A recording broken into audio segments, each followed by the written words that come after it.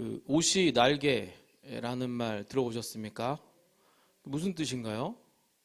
옷을 잘 입으면 사람이 뭐 좀 멋져 보인다 뭐 이런 뜻이 아닐까요? 네, 옛날엔 그랬는데요. 요즘은 좀 바뀌었답니다. 그래서 요즘은 제가 얼마 전에 그 지인과 얘기를 했는데 패션의 완성은 저는 신발인 줄 알았거든요. 그래서 제가 좀 뭐 패션 잘 못 입고 다니지만 신발은 좀 신경을 쓰는 편인데 요즘은 그게 아니라 패션의 완성은 얼굴이랍니다. 예, 그래서 아무리 뭐 잠옷 입고 길거리에 나와도 얼굴이 되면 괜찮답니다. 대신에 뭐 수백만 원짜리 명품 옷을 입고 그런 신발을 신고 나와도 얼굴이 안 되면 안 된답니다. 제 주장이 아니고요. 제가 알던 그 지인의 주장입니다. 그래서 진짜 그런가 하고 인터넷을 찾아봤더니 뭐 이미 기정사실화된 유행어더라고요. 패션의 완성은 얼굴. 줄임말도 있어요. 패완얼.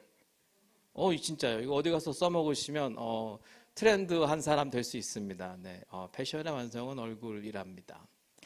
얼굴이 왜 그렇게 중요할까 이렇게 생각을 해봤는데 중요하겠더라고요. 뭐 그냥 뭐 생각을 할 필요도 없이 중요하겠더라고요. 그래서 오늘 저희가 얘기할 이 본문에서 얼굴이 좀 중요합니다. 그래서 이 얘기를 좀 해봤습니다. 야곱이 지난번에 우리가 함께 봤는데 그 라반이 이제 죽이려고 쫓아왔었는데 그 문제가 해결이 되잖아요. 해결이 됐던 이유가 야곱이 얘기를 했습니다. 하나님이 나와 함께 하셨다. 그래서 내가 살았다. 너의 손에서도 건져움을 받았다. 이렇게 얘기를 했어요. 그런데 그게 끝이 아니었습니다. 야곱은 이제 두 번째 문제를 만나게 돼요. 그런데 이 문제는 심각합니다. 형을 만나야 돼요. 근데 이 과정이 어떻게 시작된 거냐면 하나님이 야곱에게 얘기를 했어요. 이제 때가 됐으니까 내가 내 조상의 땅, 내 족속에게로 돌아가라. 이렇게 명령을 하셨단 말이에요. 그래서 출발을 했는데 출발함과 동시에 이제 라반과 문제가 생겼잖아요. 근데 그게 해결이 됐어요. 이제 그래서 어쨌든 또 가야 되는데 이번에는 문제가 왜 더 어렵냐 하면 상대방이 에서 자기 형인데 일찍이 자기가 이 형을 이게 표현이 좀 그런가요? 속여가지고 복을 다 빼앗았어요. 원수란 말입니다. 형제였다가 원수가 된 거예요. 그래서 이 형은 그때도 도망친 이유가 그거잖아요. 에서가 죽이려고 해서 그때부터 지금까지 줄곧 야곱을 죽이려고 하는 겁니다. 이게 그 살이라 그러죠. 이렇게 막 꼭 내가 얘를 죽여. 이게 이제 어마어마한 거예요. 그래서 너무 두려운 문제가 앞에 서 있는 거죠. 그런데 뒤를 돌아서 갈 수도 없습니다. 왜냐하면 라반과 헤어질 때 라반과 언약을 맺거든요. 약속을 맺거든요. 근데 그게 이래요. 이 무더기를 넘어서 내게로 가서 해하지 않을 것이고 너는 이 기둥을 넘어서 나한테 오면 안 된다. 이렇게 약속을 한 거예요. 무슨 뜻이냐면 다시 돌아오면 죽이겠다는 뜻입니다. 똑같아요, 그냥. 예, 그래서 지금 앞으로도 못 가고 뒤로도 갈 수 없는, 그리고 앞에 있는 문제는 자기의 일생일대의 문제, 이렇게 된 겁니다. 지금 야곱 상황이 그래요. 우리가 인생을 살면서 문제를 만나고 어려움을 만나는데 정말 이건 어렵다라고 생각되는 경우 한 두 가지 정도 있는 것 같습니다. 첫 번째는 너무 오랜 시간 지속될 때, 그거 진짜 감당이 안 되잖아요. 근데 그게 지난번에 우리가 함께 얘기한 거잖아요. 20년의 시간 동안에 야곱이 어떻게 버텼는지. 그 다음에 두 번째가 뭐냐면 문제의 강도가 너무 셀 때, 이건 내가 감당이 안 돼. 방법이 안 보여. 이럴 때 큰 문제잖아요. 근데 오늘 야곱이 만난 문제가 그렇습니다. 이게 화해의 가능성이 안 보여요, 형이랑은. 자기도 알잖아. 내가 속였는 걸. 내가 뺏었는데. 네. 그런데 지금 그 자리로 야곱은 가야만 됩니다. 왜냐하면 하나님이 가라고 했으니까요. 야곱이 딴 건 몰라도 하나님 때문에 자기가 살았다고 믿기 때문에 하나님 말 잘 들어요. 그런데 그래도 무섭잖아요. 그래서 야곱이 이렇게 합니다. 저희가 읽은 본문 앞에서 야곱이 뭘 하냐 하면 자신의 모든 소유를 자신보다 앞서서 보냅니다. 자신이 20년간 고생해서 쌓은 모든 것, 양들, 낙타들, 염소들 다 보내고 아내와 자녀들도 앞으로 보냅니다. 그것도 그냥 통째로 보내는 것도 아니라 두 부류로 나눠요. 그래놓고 자기 혼자 이렇게 얘기를 합니다. 한 부류가 죽으면 나머지 하나는 살겠지. 도망간다는 얘기예요. 나머지 하나는. 이렇게 머리를 쓰고 있는 겁니다. 그런데 그보다 더한 머리를 쓴 게 뭐냐면 그렇게 두 떼를 보내고도 자기는 안 가요. 여차하면 그냥 나 혼자 살겠다라는 겁니다. 그만큼 무서운 거예요. 정말 두려운 겁니다. 야곱은 이런 사람이에요. 그래서 야곱한테 좀 정이 더 가는 거일 수도 있겠습니다. 저는 좀 좋아하거든요. 왜냐하면 얘가 얍삽해요. 라반만 얍삽한 게 아니라 야곱도 얍삽해요. 그리고 일도 잘합니다. 그렇지 않아요? 그리고 성공에 대한 열망이 엄청나요. 그리고 복에 집착합니다. 복은 내가 무조건 받아야 되는 거야. 형을 속여서라도 받아야 되고 가족들과 등 돌리더라도 받아야 되고 막 이런 거예요. 사람을 대하는 방식은 잔머리죠. 신용과 의리로 대하는 거 별로 안 나와요, 야곱은. 어쩌면 우리랑 좀 아닙니다. 죄송합니다. 저랑 좀 비슷한 그런 걸 수도 있겠어요. 그래서 다윗이나 모세처럼 흠없어 보이고 정말 완전해 보이는 하나님의 사람들을 보는 것보다는 야곱 보는 게 좀 마음이 편해요. 내가 좀 잘 됐으면 좋겠는데 오늘 야곱이 맞닥뜨리는 문제는 해결의 방법이 안 보입니다. 그래서 그렇게 모두를 보내놓고 혼자 야복 강가에 있는데 씨름을 하게 됐어요. 이게 왠지는 저도 잘 모르겠습니다. 근데 어쨌든 씨름을 해요. 두렵고 무서워서 혼자 남아있는데 얼마나 마음이 그렇겠어요. 밤에 요즘처럼 가로등이 있는 것도 아니고 밤바다가 이쁜 게 아니잖아요. 옛날에는 밤에 무조건 무서운 겁니다. 그렇게 혼자 있는데 뜬금없이 어떤 사람이 와서 씨름을 하는데 야곱도 영문도 모른 채 씨름을 해요. 그런데 야곱이 여기서 또 본인의 그걸 부립니다. 뭐냐 하면 그 사람이 이길 수가 없을 정도로 매달립니다. 그렇게 밤을 샜다라고 성경은 기록하고 있어요. 혹시 씨름 해보신 분? 여자분들은 씨름 잘 안 하나요? 네. 씨름을 해보신 분은 아는데 이게 3분, 5분 이렇게 못해요. 왜냐하면 있는 힘껏 해야 되거든요. 내가 힘이 좀만 빠지면 상대방이 막 이렇게 힘을 주면은 나 넘어지잖아요. 그러니까 힘을 내내 주고 있어야 되는 거예요. 안 그러면 당하니까. 그런데 그걸 몇 분이나 할 수 있겠어요. 씨름 경기 보셨죠? 처음에 막 이러다가 뭐가 안 되면 그다음부터 가만히 있어요. 왜? 힘 빠졌으니까. 힘들거든요. 진짜 힘들어요. 근데 지금 야곱이 어떻게 했다고요? 밤새 매달렸어요. 거기서 끝난 게 아니라 그 사람이 심지어 그의 환도뼈를 위골시켰다라고 성경에 나오는데 어긋났다는 얘기예요. 근데도 안 놓습니다. 보이시나요? 지금 야곱이 얼마나 절실한지? 이것 외에는 내가 살 방법이 없다라고 생각되는 몸부림인 거예요. 내가 당신 누군지도 모르겠고 왜 씨름하는지도 모르겠는데 난 지금 여기서 내가 지면 나는 죽을 것 같다라는 마음으로 매달리는 겁니다. 아픈 것도 뒤돌아보지 않고 앞뒤 양옆을 재지 않아요. 무조건 매달리는 겁니다. 근데 후반부에 나오죠. 야곱은 그와 씨름했던 그 사람을 적어도 하나님이 보낸 사람 혹은 하나님 그 자체라고 인식을 했습니다. 그러니까 지금 야곱은 누구한테 매달리는 건가요? 하나님한테요. 그런데 어떻게 매달린다고요? 나는 뒤도 없고 옆도 없습니다. 나는 미래도 없고 소망도 없습니다. 지금 이 자리에서 나를 살려주시지 않으면 하나님만이 나를 살릴 수 있는데 주께서 나를 살리시지 않으면 나는 아무것도 없습니다. 라고 매달리는 거예요. 이게 야곱입니다. 형을 속인 야곱, 꾀를 잘 부리는 야곱. 많은 재산을 가진 야곱, 욕심 많은 야곱, 성공하고 싶은 야곱 다 맞는데요. 그가 하나님을 믿고 신뢰하는 데 있어서도 누구와도 뒤지지 않는, 아니 어떤 누구보다도 강렬하게 하나님만 붙드는 바로 그 사람이 야곱입니다. 우리는 지난 시간에 이미 얘기했습니다. 하나님은 사람을 볼 때 뭘 보나요? 믿음 한 가지만 봅니다. 다른 거는 좀 괜찮아요. 좀 얍삽할 수도 있죠. 뭐 그렇게 할 수 있어요. 사람 살아가다 보면. 근데 하나님이 중요하게 보는 건 착한 사람이 되라 좋은 사람이 되라가 아니라 믿음 좋은 사람이 되는 겁니다. 그렇게 자신의 온몸으로 온 힘을 다해서 정말 다른 무엇도 돌아보지 않고 하나님께 매달렸던 야곱이 보게 되는 것이 무엇입니까?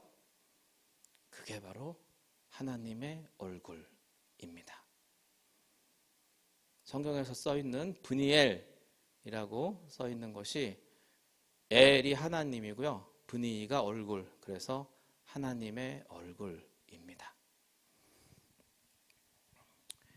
이 얼굴은 오늘 본문을 통과하는 되게 중요한 단어입니다. 야곱은 에서의 얼굴을 보기가 두려웠습니다. 저희 성경에는 나오지가 않는데 에서를 만나러 간다는 표현에서 에서의 얼굴을 보러 간다라고 성경은 쓰고 있어요. 근데 그게 너무 무섭잖아요. 그래서 에서의 얼굴에서 그 분노를 지우고 싶다라는 게 야곱의 의도라고 성경의 원어가 적고 있습니다.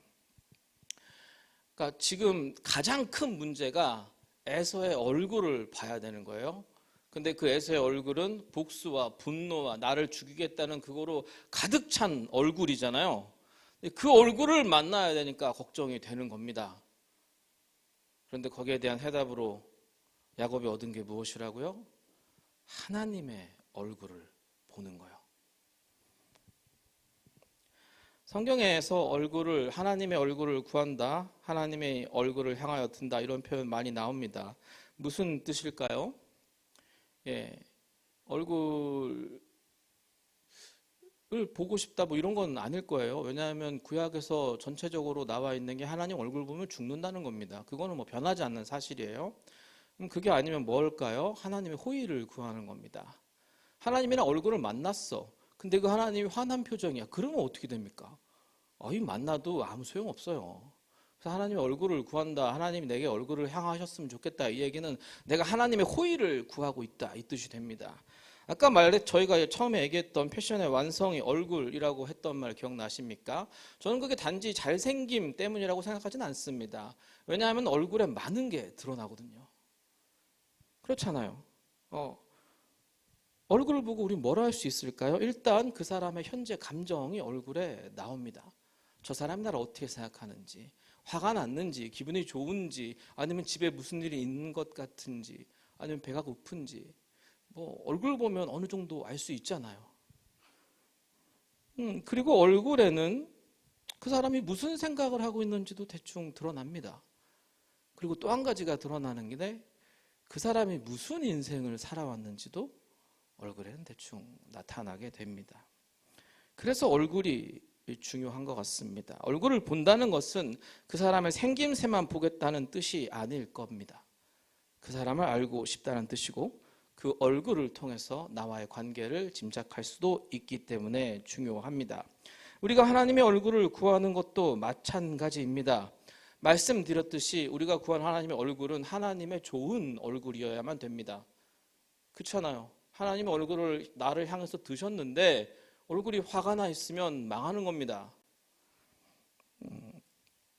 그러면 우리가 어떻게 해야 될까요? 우리가 어떻게 해야 하나님이 나를 보시는데 나에게 호의를 베푸시는데 그 얼굴이 환하고 좋을까요? 어떻게 하면 될까요? 하나님이 딱 보시는 것만 좋으면 됩니다. 그게 뭐라고요? 믿음. 믿음만 좋으면 되는 거예요. 그러면 하나님이 우리 보고 웃을 수 있지 않겠습니까? 그리고 그 하나님이 웃는 얼굴로 우리를 향하셔야 주의 은혜와 주의 축복이 우리에게로 올 거 아닙니까? 아니 그렇게 하나님을 기뻐하게까지라도 하는 게 너무 힘들 거면 최소한 하나님 보기에 좀 불쌍해는 보여야 하나님이 우리를 보시는데 의미가 있지 않겠습니까? 어떠십니까? 지금 우리의 삶은 당장 하나님이 얼굴을 돌려서 우리를 보셨을 때 화가 나실 것 같으십니까? 아니면 웃는 얼굴로 봐주실 것 같습니까? 그것도 아니라면 긍휼히 여길 만한 그러한 태도와 삶으로 우리는 주님 앞에 살고 있습니까? 그렇기 때문에 솔직히 하나님의 얼굴을 구하는 일은 쉬운 일은 아닙니다. 그 결과가 내 예상과 벗어날 수도 있거든요. 결국 그러니까 믿음을 보여야 되는데 오늘 야곱은 자신의 믿음을 보입니다. 어떻게요? 온몸으로, 온 열정을 다해서 주님께 매달리는 것으로. 우리가 모세처럼 다윗처럼 엄청난 믿음의 행동들을 할 수 없을지 모릅니다. 하지만 야곱만큼은 어떻게 좀 안 되겠습니까? 가능하지 않겠습니까? 정말 내가 아무것도 없습니다. 주님, 나 정말 주님 매달리는 것 외에는 나는 아무것도 못합니다. 그러니 주님 돌아보실 때까지, 주님 나를 긍휼히 여기실 때까지 주님께 매달리겠습니다. 어쩌면 이 야곱의 태도는 오늘을 살아가는 우리에게 하나님 앞에 어떤 태도로 나아가야 되는지를 보여주는 것 같습니다. 그런 야곱이 이렇게 말을 합니다. 내가 하나님과 대면하여 보았으나 내 생명이 보존되었다. 이 말이 좀 어려운데요. 왜 어렵냐 하면은 하나님의 얼굴을 보면 죽는 게 맞기 때문입니다. 출애굽기 33장 20절에 이렇게 나와요. 또 이르시되 내가 내 얼굴을 보지 못하리니 나를 보고 살 자가 없음이니라. 하나님이 이렇게 말했단 말이에요. 그러면 출애굽기가 창세기보다 뒤에 있으니까 그 앞에는 적용 안 되는 거 아닙니까? 뭐 그렇게 물어볼 수 있는데 그런 거 없습니다. 하나님이 말하신 거는 과거, 현재, 미래가 없어요. 무조건 사실인 겁니다. 그러면 아니 이게 말이 틀렸잖아요. 하나님이 틀릴 수는 없으니까 우리는 야곱을 의심해 봐야 됩니다. 근데 야곱이 지금 말한 게 무슨 뜻인지를 다시 한번 봅시다. 그가 이렇게 말을 해요. 내가 하나님의 대면하여 보았으나 내 생명이 보존되었다. 야곱이 하고 싶었던 말은 뭘까요? 야곱은 어떤 사람을 만나서 그가 하나님이라고 생각하는 밤새도록 씨름을 하고 다쳤습니다. 그리고 그럼에도 불구하고 그에게 매달렸고 결국은 두 가지를 받습니다. 한 가지는 축복한 거고요. 그 내용은 성경에 기록되어 있지 않습니다. 그리고 또 한 가지는 이스라엘이라는 새 이름을 받은 것입니다. 아마도 야곱은 이 모든 과정을 하나님이 자신을 만나 주셨다라고 고백하는 것 같습니다. 그가 만난 존재 자체가 하나님이라는 의미이기보다는 이 과정을 통하여서 자신을 돌아보시는 하나님을 알게 됐고 홀로 울고 있을 때 아무 가망이 없을 때 아무것도 할 수 없는 그 지점에서 나를 찾아오셔서 다시 한번 나에게 믿음 보이기를 요구하시는 하나님이라고 믿은 겁니다. 그리고 그 하나님이 자신에게 무엇을 원하시는가, 그리고 이제 자기가 앞으로 무엇을 해야 하는가를 알게 되었다는 겁니다. 이 모든 게 하나님과의 만남입니다.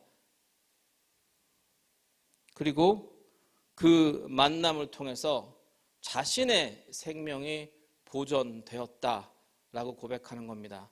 하나님으로부터 보존되었다는 뜻보다는 이제 에서가 두렵지 않은 겁니다. 왜? 하나님을 만났으니까, 하나님의 얼굴을 보게 되었으니까 이제 에서의 얼굴은 두렵지가 않은 거예요. 그래서 고백하는 겁니다. 내가 하나님을 만났다. 하나님이 나에게 믿음 보이시기를 요구하셨고 나는 하나님 앞에서 끝까지 그에게 매달림으로써 하나님의 긍휼을 얻었다. 그러므로 나는 이제 에서에게서도, 아니 그 누구에서라도 나의 생명은 보존되었다. 하나님 때문에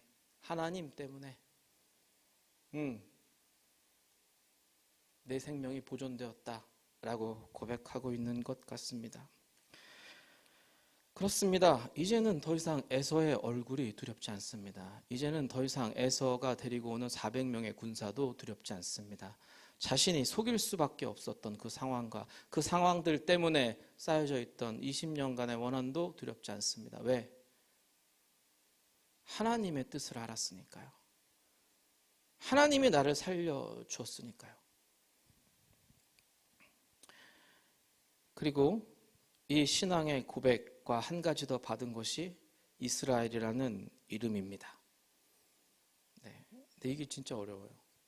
왜냐하면 사실 오늘 우리가 함께 읽은 본문이 재밌어 보일 수는 있는데 실제로는 상당히 수수께끼 투성이입니다. 맥락이 없어요. 누구예요 이 사람이? 왜 왔어? 왜 씨름해? 그리고 왜 날이 새기 전에 가야 되는 무슨 드라큘라예요? 날이 새기 전에 왜 가야 되는데? 왜 때려요 그리고 왜 이름을 바꿔줍니까? 근데 또 이름을 물어보면 대답도 안 해요. 왜 야곱은 자신이 만난 사람이 하나님이라고 확신합니까? 솔직히는 본문에 적혀 있는 것만으로는 이러한 것들의 대답을 얻기가 너무 어렵습니다. 그런데 그건 우리 입장에서 볼 때 그렇고요. 이 본문을 하나님의 관점에서 풀어보면 조금 다르게 보여집니다. 하나님이 야곱에게 보기 원하시는 것은 믿음입니다. 그래서 위기의 순간에 홀로 남아있는 야곱에게 오셔서 믿음 보기를 원하신 겁니다. 야곱은 그리고 그거를 눈치를 챈 거예요. 왜? 다른 건 몰라도 이 사람이 하나님께 대한 집착이 대단하잖아요. 딱 보고 진짜 이거 하나님이 뭔가 하시는구나라고 느낀 겁니다. 그러니까 죽기 살기로 매달린 거예요. 그런 야곱에게 하나님의 사자가 이름을 물어봅니다. 그가 대답하죠. 내 이름은 야곱입니다. 창세기 27장 36절에 보면 에서가 이렇게 말하고 있습니다. 그의 이름을 야곱이라 함이 합당하지 아니하니까 그가 나를 속인 것이 이번이 두 번째입니다. 뭐라고요? 그의 이름이 야곱인 게 맞다고요. 왜? 야곱은 속이는 자라는 뜻이고 그는 벌써 나를 두 번이나 속였으니까. 그래요. 그 이름의 뜻이 그렇습니다. 야곱은 자신의 이름을 말하면서 지금까지 자신의 인생을 이렇게 살아왔다라고 말하고 있는 것 같습니다. 형을 속이고 도망가고 라반에게 속임을 당하고 다시 라반을 속이고 그의 인생은 속고 속이는 일의 연속이었습니다. 그리고 그 가운데 힘겹게 살아왔죠. 그러면서도 그는 버텼습니다. 왜? 하나님이 자신과 함께 한다고 믿었으니까요. 그랬더니 이제 그 사람이 이야기를 합니다. 내 이름을 다시는 야곱이라고 부를 것이 아니다. 성경에서는 이런 표현이 몇 번 나옵니다. 다시는 뭐뭐 하지 않을 것이다. 이제 하나님이 뭔가 하시겠다는 얘기예요. 이전 것은 지나갔고 하나님이 뭔가 하실 거라는 얘기입니다. 근데 그렇게 하시는 일이 뭔가요? 이스라엘이라는 이름을 줍니다. 성경에서 야곱 말고 또 이름 받은 유명한 사람이 있죠. 아브라함. 그렇죠? 그 사람이 원래 아브라함이었는데 아브라함이라고 이름을 바꿔줬단 말이에요. 아브라함의 뜻이 뭡니까? 열국의 아비, 여러 민족의 아버지가 될 거라는 겁니다. 그리고 그 말은 이루어졌죠. 이제는 믿음의 길을 가는 모든 사람들은 아브라함의 후손이라고 이야기를 합니다. 그렇죠? 그러니까 이름을 바꿔줄 때에는 하나님의 약속이 그 안에 보통 들어갑니다. 그리고 그것은 반드시 이루어지죠. 그런데 지금 야곱이 이걸 뭐라고 해석을 해놨냐면 이는 내가 하나님 및 사람들과 겨루어 이겼습니다. 이게 참 어려워요. 이 뜻이 뭘까요? 이스라엘이라는 원래 뜻이 뭘까 하고 좀 많이 찾아봤는데요. 엘은 아까 우리가 한 것처럼 하나님입니다. 그 다음에 그 앞에 있는 이 스라죠. 사라 이 단어는 겨루다라는 뜻도 되고 다스리다라는 뜻도 됩니다. 그러니까 하나님과 겨루었다라는 뜻도 되기도 하고 하나님을 다스린다, 하나님이 다스린다 뭐 이런 뜻도 됩니다. 그런데 이 이름이 이제 앞으로 이스라엘 민족의 이름이 되잖아요. 국가의 이름이 되고. 그런데 그 이름이 하나님과 겨뤄서 이겼다면 좀 이상하잖아요. 누가 이길 수 있는 것도 아니고 하나님을. 그런데 이게 어떻게 되냐 하면 이스라엘 이전, 이름이 바뀌기 이전까지 야곱의 삶이 계속 겨루는 삶입니다. 그러니까 이전까지 이름이 그거였단 말이에요. 이스르 야곱. 야곱은 계속 겨뤄요. 그런데 그 겨룸에 있어서 야곱의 행동의 주인이 야곱 자신입니다. 자신의 잔머리로, 자신의 힘으로. 야곱이 힘이 진짜 셌거든요. 이게 성경에 나와요. 그 라반을 처음 만날 때 우물 위에 돌뚜껑이 있었는데 야곱이 혼자 치워버립니다. 우리 동네 우물 이런 거 아니에요. 이스라엘 우물 커요. 그리고 그거를 뚜껑으로 덮는다는 건 돌이 어마무시하다는 얘기거든요. 혼자 후딱 치워버리는 야곱. 네. 자신의 힘도 셌고 잔머리도 뛰어났고 끈기도 있고 성공에 대한 집착도 세고 열망도 있고, 그러다 보니까 이스르 야곱으로 살았던 거예요. 야곱이 야곱을 다스리면서 평생 겨루면서 산 거예요.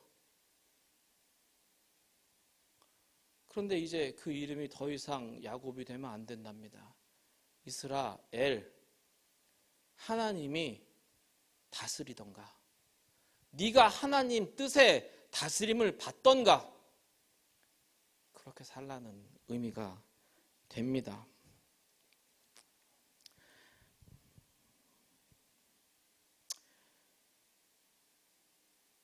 왜냐하면 바로 그 인생이 하나님의 얼굴 앞에 있는 인생이기 때문입니다.